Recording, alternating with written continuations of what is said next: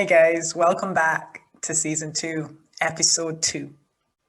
I feel honored to be welcoming this week Paul Brunson.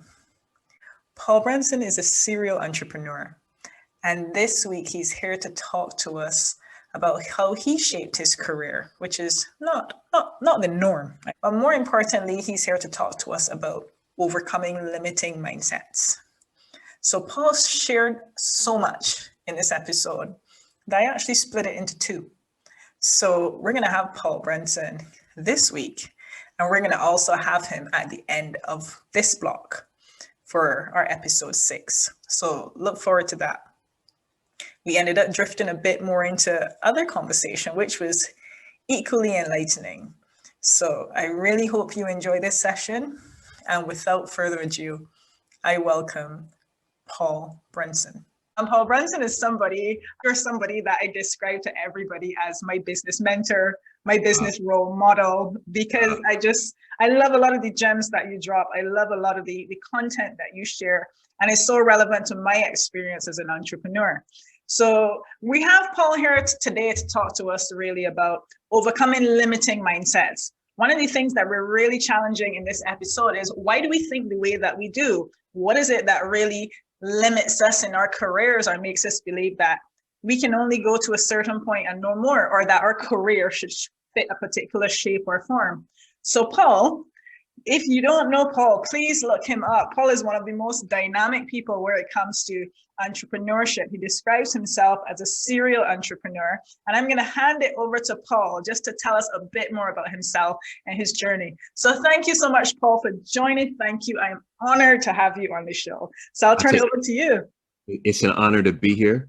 And I want to fully say that I received what you just said. I'm humbled that you said that I have that positioning, in terms of your thoughts around, being a mentor, right? And it's really humbling. So I truly appreciate that. And I'm excited. I mean, talking about a mindset shifts is everything. I think that what has led me to have the career that I have had, so just real short on me and kind of what I do is, I believe that fundamentally what I do is teach, right? So I teach through television. I host 2 of the most popular shows in the UK. So I'm really proud of that. And on the shows I teach. I'm a business columnist for USA Today, which is the second largest paper in the US, right behind the Wall Street Journal. And through that platform I teach. I have a community that I co-founded with my wife called Better with Paul Connect. We have 500 entrepreneurs from all over the world who are in that community. That community is about teaching, right? It's about teaching entrepreneurship. So everything that I do, the common theme is teaching.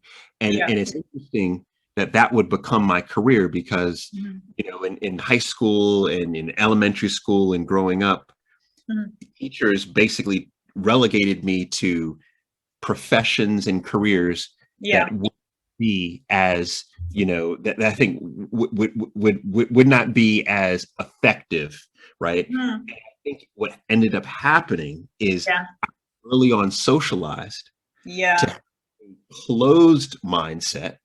Closed mindset suggests that your circumstances are all you get. You can't go beyond your current circumstances. And then I was able to have my mindset changed, and we could talk about that. For sure. A growth mindset.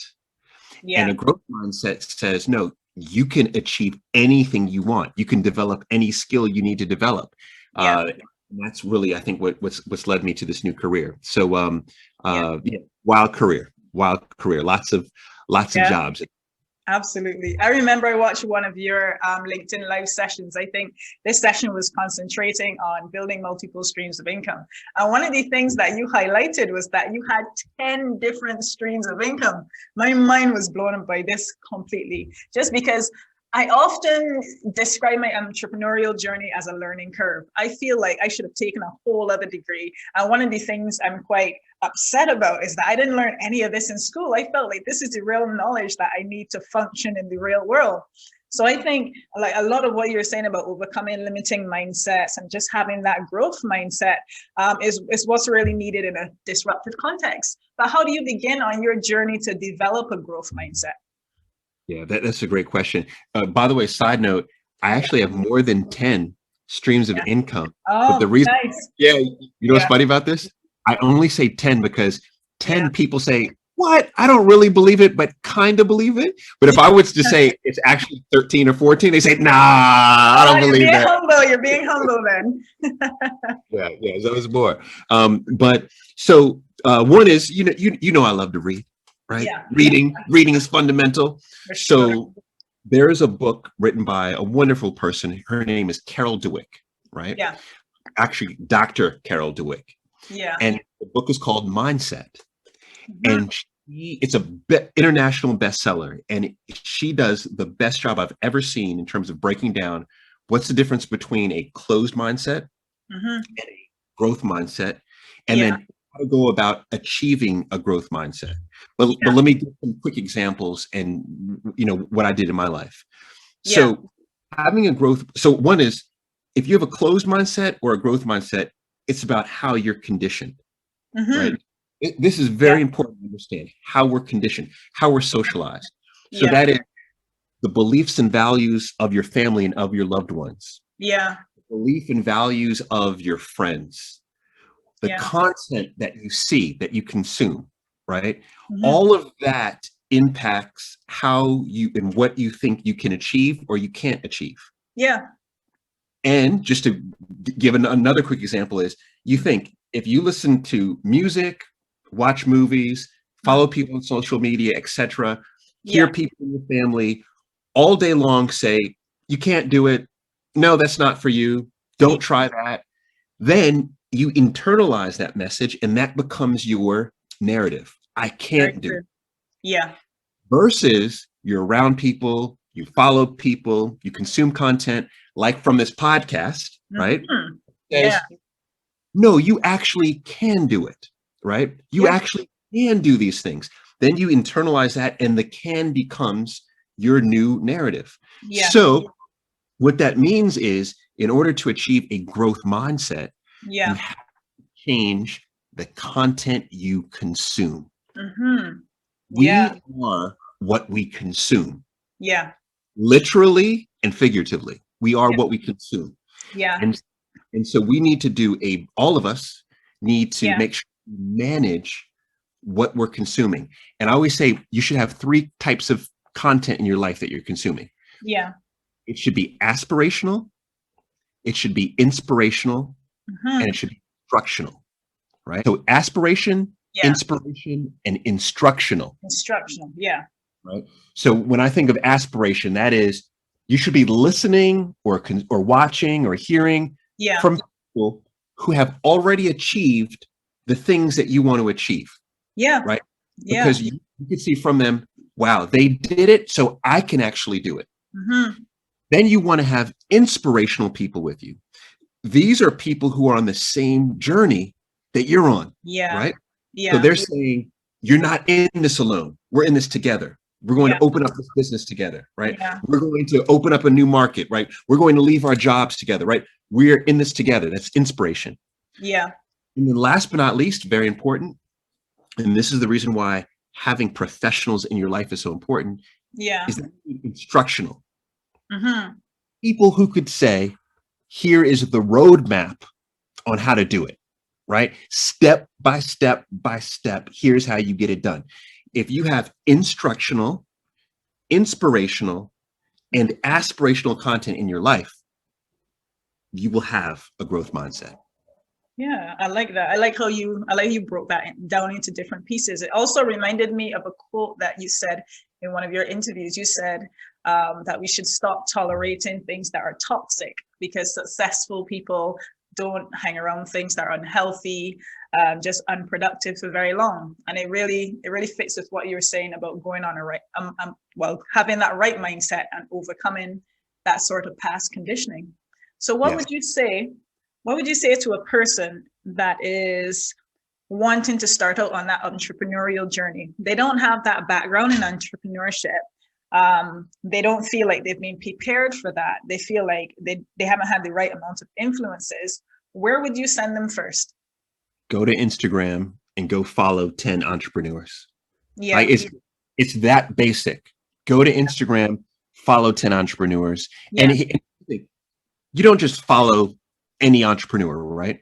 Yeah. You are looking for people who share your values. Yeah. This is so important. And now for a lot of us, that may mean, wow, I first need to identify what my values are. Yeah. Your values are literally your code to life. It's your rule book. Yeah. And so you share values that are different from, say, an entrepreneur that you admire. It means that you too will live life differently. Yeah. You do things differently. And you may believe that what they're doing is actually immoral. It's unethical. They may look at what you're doing and say, that's immoral. That's unethical. So therefore, it's very hard to get that inspiration, aspiration, or instruction from someone who has a different value set that you'd have. Yeah. So it really begins with, do you know your values? Okay. If you do know your values, now go out and find people who are actively sharing content that have those values, whether that be on social media, whether that be through a podcast, whether that be, through documentaries, etc. Yeah. I know one of your influences that you cite a lot in your content is Reginald Lewis. You mentioned a lot his book, Why Should White Guys Have All the Fun? I really like the title of that, but just the title alone attracts me to that book. But what would you say, what advice did you take from that book that has influenced the way that you've charted your career right now? You know what's interesting about this is, so this will be I talk about that book all the time, right? Yeah. But I've now, and normally people would say, Paul, what inspiration did that book give you, etc. And I say, it gave me inspiration. It gave me, instruction, it gave me, I learned about mantras, right? I would normally talk about all these nuances, but something else has happened massively important around that book. Yeah. So when that book came out, or should I say, when I first read that book, I read that book nearly 20 years ago. Wow. 20 years ago is when I read the book. It was the first book I ever read cover to cover. And the book inspired me so much that I wrote a letter to Reginald Lewis's wife because he had passed away. So I wrote a letter to his wife just to say, thank you so much. This book has changed my life. Now that was 20 years ago. Yeah. Right. My career, or should I say my life, was on a different path. I mean, it was not going well. And I will just say I was going down the wrong road. Yeah. But read that book, it really changed my life. So I was just saying, thank you, Mrs. Lewis, for the fact that this book has now put me on a new path. Now, I knew she was this billionaire, blah, blah, blah, blah. I never expected her to write me back. Never really thought that she would even read my letter. It turns out she didn't read my letter, right? Oh. But how do I know she didn't read my letter? This is the most fascinating thing. Fast forward 20 years later. Yeah. Reginald Lewis's book is celebrating its anniversary 20 years later. Or I think it was at that time, it's like the 30th year anniversary because it had been out before. This is last year, by the way. Yeah. They picked, the Lewis family picked 3 people. And they said, these 3 people represent and embody what Reginald Lewis embodied. Yeah. They selected me as one of those people. Wow. And it turned out that I then I became friends with Reginald Lewis's wife. Yeah. Friends with his daughter, Christina. And now, to this day, Reginald Lewis's wife, Lola Lewis, Mrs. Lewis, she sends me handwritten letters and talks about how she views me as the son Reginald Lewis never had. Oh. Now, think about how incredible that is. That is a compliment. Wow. That is, think about that. 20 years. I didn't even, Yeah. it was one of those where the book, not only has it changed my life, but it goes back to this growth mindset of, here I am now, friends with this family. Listen that. Yeah. You know? It's incredible. So, I mean, what that book has really shown me is that anything is possible. Anything is possible. So it's interesting. It had like an indirect effect rather than just the words off of the page. Yes, absolutely. Absolutely. Yeah, I know you credit a lot to a lot of your success and a lot of your learning in entrepreneurship. You've credited to your experience, and you say often that experience is the journey that has really taken you there and has really impacted what you do now. What are some of those experiences that really define the way that you think now? You think about this is that, and I often think a lot about this is all of us have moments throughout the day. We all share this, right? Yeah. We share moments throughout the day. And in every moment, there's typically a decision that you have to make. Yeah. And then when you look at someone's life over 10 or 20, 30, 50, 60 years, you realize that it's a accumulation of all of these little decisions that have been made in all of these moments throughout your life. Yeah. Now, people who have a growth mindset believe that. People who have a closed mindset don't. People who have a closed mindset say, no, Paul, I disagree. Your life is your life. That's what you got. You were born into it, blah, blah, blah. Yeah.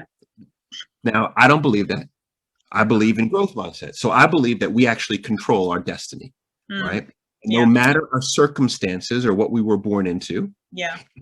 That's something I could preach about because I wasn't born into the best circumstances. Yeah.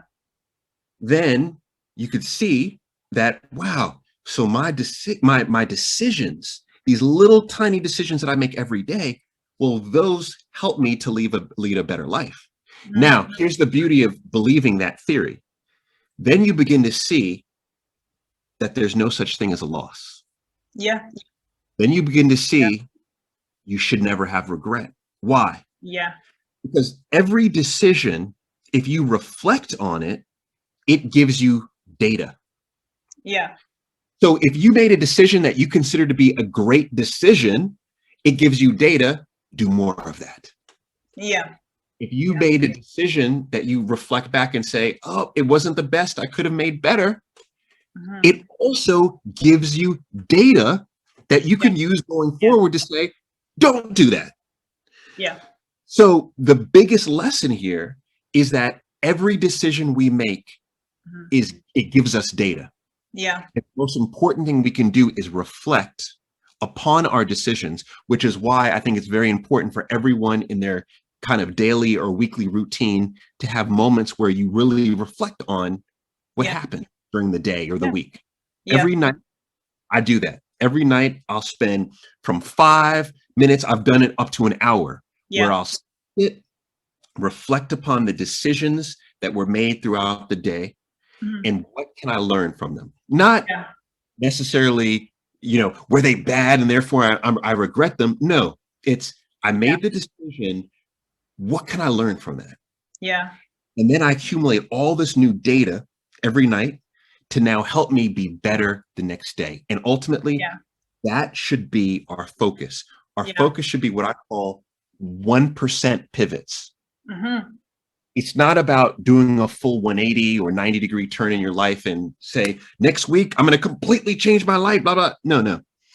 It's about how can I just simply be 1% better today than I was yesterday? Yeah.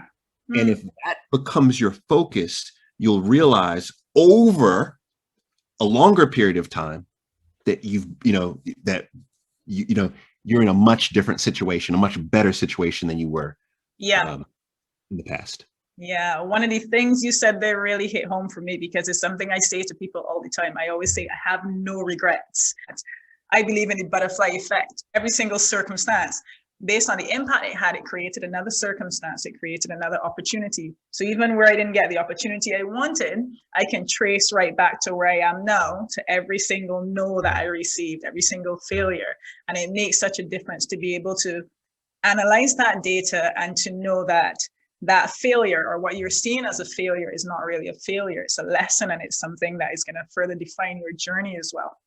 Yes. So what would you say is one of the biggest misconceptions people have about career growth and career success? That they don't control it, that it's controlled by society, that it's controlled by the organization that they're a part of, you know, and then therefore, when you believe that you have no control over a scenario, then what you do is you end up becoming simply a role player opposed to a role maker. Right?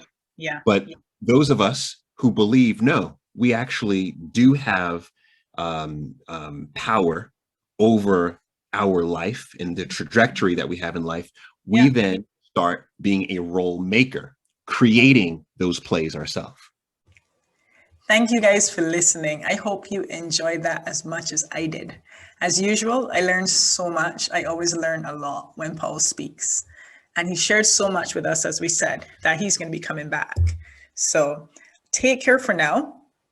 Be sure to join us next week. And be especially sure to join us in episode 6 when Paul returns to speak to us about why we should be challenging the way we think a bit more. So take care for now, and see you next week.